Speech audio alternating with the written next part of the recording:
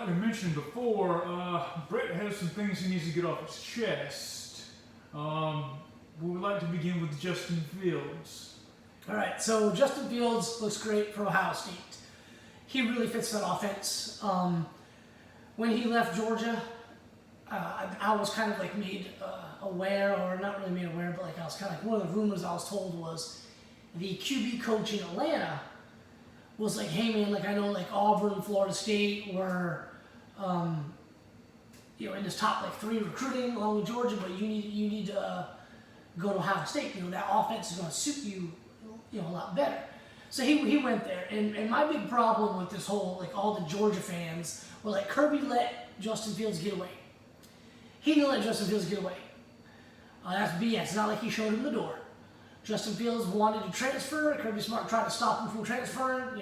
Didn't stop him, but like, hey, we wish you would kind of deal. And he didn't work. He transferred, and that's what he felt he had to do to get immediate playing time. That's fine. I call BS. Justin Fields is a great quarterback, but he acted like a prima donna in my opinion. You do not bench the guy that brought you to almost winning a national championship in Jake Fromm. Season started 2018. Justin Fields is a true freshman. For all intents and purposes, what we had heard was he pushed Jake Fromm in the summertime, which was the August, they call it the fall practice, it was August practice. Pushed him. Justin Fields got in every single game. Almost every single game. I think the only game he didn't get in was the LSU game that they lost when Jake Fromm didn't look very good. They go into the bye week after that LSU loss, and they have the bye week. They go play Florida, and everyone's like, oh, this is what Justin Fields is going to win the job. Well, apparently he didn't win the job, or couldn't win the job. So what does Jake Fromm do in that game after he looked like dog shit? He went out just went 13 for 15 on 3rd downs and 3 touchdowns against your biggest rival. And in the SEC East, to get to Atlanta, the winner of that Georgia-Florida game is probably going to Atlanta. The last, 3-4 years in a row. And it has been Georgia. And the same thing is going to happen this year. When Georgia and Florida play, the winner of that game is going to Atlanta to play Alabama. So I have a big beef with Georgia fans that say, Kirby let Fields get away. He didn't let him get away. Case in point was the second game of the season that year. The second game of the season, a huge matchup at South Carolina. All the media pundits were picking, this is the game South Carolina can win. Picking South Carolina. Justin Fields gets in that game. On freaking national television. All the players after the game, like, they high-five each other, hugging, talking to people on the other team. Justin Fields is heard on national television, the CBS telecast. I didn't do shit, I just fucking handed off. It's your second ever game. The first SEC road game, and you're going to act like a bitch like that and say that. Again, I'm not saying he's not talented. I think he's the best quarterback in college football. That includes Trevor Lawrence. The dude was expecting to start and beat out Jake Fromm, and he couldn't do it. Well, that was the 2 games after they played a national title game. Exactly. And lost in overtime. Exactly. You're not going to get to play. I don't get that either. I don't understand that. Georgia fans say, well, Kirby won't play the best quarterback. That's BS. Jacob Eason got hurt. Fromm come back in, didn't light the world on fire, but he didn't put the team in bad positions. Didn't turn the football over. Can't say that about Jacob Eason. With that huge cannon of an arm, he did throw a lot of interceptions. He was inaccurate. And he was inaccurate. So Jacob Eason becomes healthy and never sees the field again. I honestly believe, had Justin Fields stayed at Georgia, he would have been the starting quarterback last year and Jake Fromm would have transferred.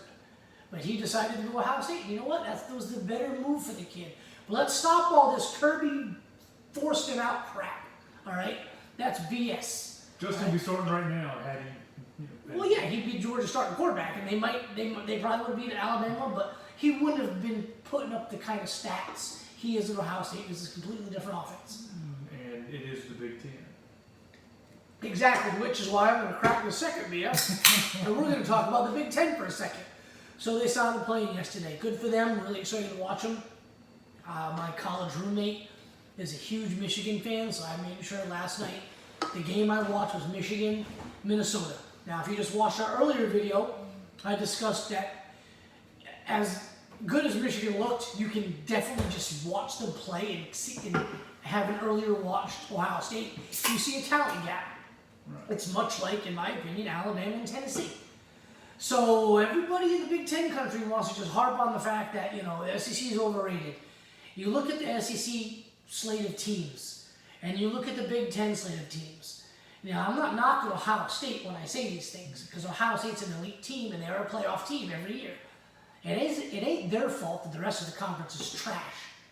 All right? It's a dumpster fire. Penn State loses on a bogus call to friggin' Indiana. That should never happen. If they're the 8th ranked team in the nation, that shouldn't happen. Now, I know what you're thinking. You're sitting there saying, you're an SEC homer, because they lose games too. Yes, they do lose games. I'm not an SEC homer. I love all college football. They do lose games. Alabama lost 2 games last year. LSU, the reigning national champions, lost to Mississippi State and freaking Missouri. It happens. But I'm looking at them top to bottom. Right. I see a huge gap between Ohio State and your Penn State and your Michigan. And even your Wisconsin. Now, Wisconsin could come along on a Graham Mertz. Their offense could develop. The defense could get better. Now, I'm looking at teams like Northwestern. And they're touting these 2 inside linebackers they got that are 300 tackle inside linebackers in their career. And I'm thinking, they're not going to stop anybody with decent skill level on offense. And that's nothing against them. I know, Northwestern, you're going to be like a smart kid to get in there, whatever. If you look at the SEC, yes, there's a gap between Alabama and the rest of them. It's not as huge as the gap between Ohio State is. Now, we mentioned in the other video, the two running backs are from Georgia. The QB's from Georgia. Ohio State gets a lot of kids from Georgia, Florida, and Texas. And that's, in my opinion, how they compete. And they're beating the living shit out of everybody. Now, yes, they did lose inexplicably at Iowa. And they did lose inexplicably at Purdue. They went undefeated last year. I think you're going to see them go undefeated a lot more than having 1-loss seasons to some unranked team on the road. I honestly believe Ryan Day's a better coach than Urban Meyer is. That is a bold statement. It is a bold statement. I thought the second best coach in the last 50 years football, Urban Meyer. Maybe not 50 years, because you had guys like Bobby Bowden, Lou Holtz in their prime, but you had Nick Saban and Urban Meyer, and then you had guys like Dabo Sweeney and Les Miles, stuff like that.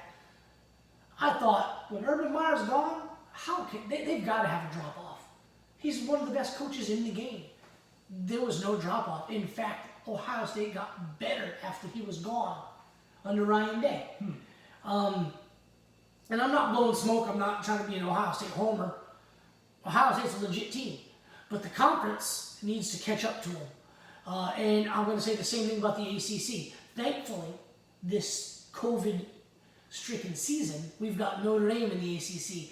And thankfully, a team like UNC is improving. That he's been high on all season long. Yes, and what do they have? They've got a really good quarterback who they started as a freshman, let him take his lumps, and now they've got a contending team. You hear me, Jeremy Pruitt?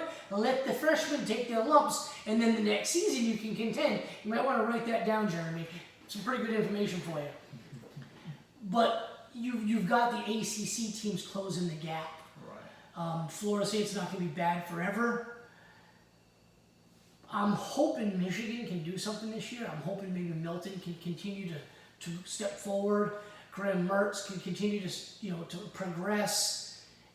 Otherwise, it's just going to be so boring in the Big Ten. And it was a fun day of football. Yeah. There was a lot of exciting plays. And you used to say Big Ten 3 yards in a cloud of dust. Can't say that anymore. It was good football yesterday. But if you watched Ohio State at noon, we haven't even talked about Nebraska. They looked pretty decent yesterday for a little bit at least. They're going to be much improved. I'm high on Scott Frost. He's a great coach. He is. I mean, if he can get some of that UCF productivity on Nebraska, the Big Ten West is a little bit weaker than the East, in my opinion. I don't know which one's the leaders or legends. That's just stupid. They changed the name for that. Yeah, it's like East and West. Yeah. They mentioned it yesterday on the pregame show, and I was like, that's dumb. Let's not talk about that anymore. But yeah, I think they can contend in the West. They got to progress, obviously. Just keep getting better, keep moving forward. But it's so hard to watch, knowing that it's a foregone conclusion. Ohio State is gonna win the thing, And Clemson's kind of the same way, but at least Clemson's got 2 tough games later this season. Right. So that's my rant on that. All day today I was sitting there watching the NFL and hearing people Georgia fans on Twitter. Oh, woe is me. Woe is me. Wish we had Justin Fields. We should have never let him go. It's like, okay, you've got a 5-star dude committed now, who'll be for next year. You've got a 4-star sitting on the bench that you recruited last year. It's not Kirby Smart's fault. Jamie Newman bitched out. And then your other 5-star QB transfer, JT Daniels, is still not ready to play yet physically. You can't put that on Kirby. The Justin Fields thing's done. Leave it alone. Yeah, I mean, you can go on and on about people who leave Georgia and come back to bite us in the ass. I mean, Nick Marshall, for example. Yes. He stole money from his own teammate and got kicked out of Georgia, and Auburn took him. Obviously, Auburn's going to take him because it's Grand Theft Auto University over there. Well, I mean, he's talking about he was a nickel corner, and then he ends up going safety. Safety. Yeah. Dude probably would have been a first-round draft pick at safety had he not decided to do something stupid, go to JUCO and be a QB. Auburn's where QBs go to die. Look at Bo Nix. He's terrible. He is so bad.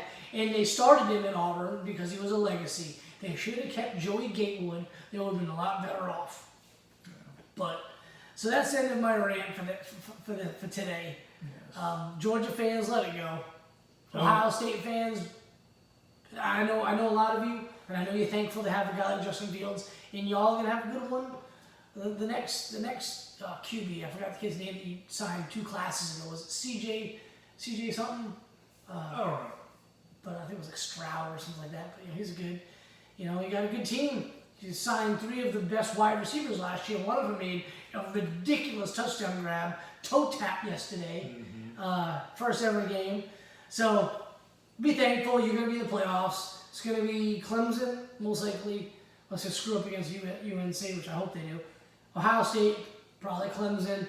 And then I think you're going to see 2 SEC teams.